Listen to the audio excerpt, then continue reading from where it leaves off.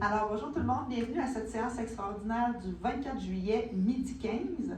Donc, si ça vous va, je débuterai tout de suite avec l'ordre du jour. Vous l'avez reçu à l'avance. Est-ce que ça vous va? Oui. Est-ce que j'ai quelqu'un pour en faire la proposition? Je vais vous en faire la proposition, Madame la mairesse. Monsieur Jutra et Madame Trudel, merci beaucoup.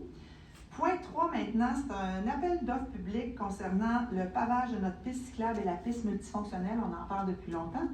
Donc, le 17 avril dernier, on a autorisé un lancement d'appel d'offres public sur le SEAO. On a choisi de faire un appel d'offres public pour les deux contrats. Donc, c'était ce qu'on retrouvait sur le site. Le 18 juillet dernier, dès 9h30, on a procédé à l'ouverture des soumissions. 3 soumissions ont été déposées. On a donc Lemire et Poirier au montant de 994 645,46 $. J'ai Roxboro Excavation Inc. au montant de 708 000 $ et Construction et Pavage Boisvert Inc. au montant de 916 520,54 $. Donc, après l'analyse des soumissions par le directeur du service des ressources matérielles et informationnelles, le soumissionnaire Roxboro Excavation est le plus bas soumissionnaire conforme au document d'appel d'offres et aux bordereaux de prix.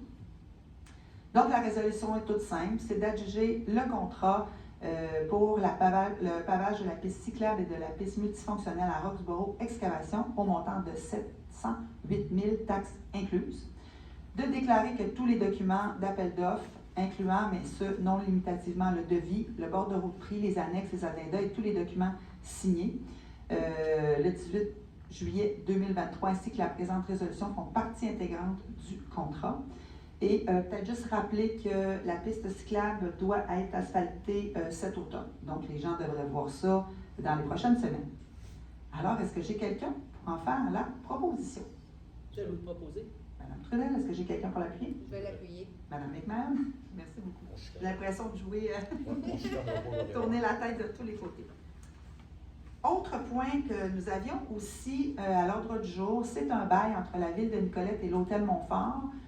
On renonce à notre droit de préemption. Donc, depuis le 14 mars 2012, la Ville de Nicolette a un contrat de location avec l'Hôtel Montfort pour l'utilisation du lot de la halte Josaphat du M qui est juste en face.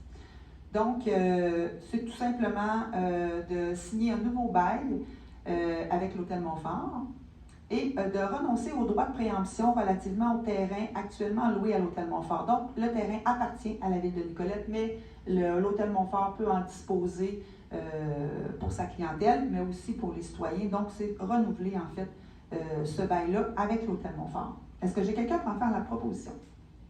On va faire la proposition. Monsieur Jutra, est-ce que j'ai quelqu'un pour l'appuyer? Monsieur Mancé, merci beaucoup.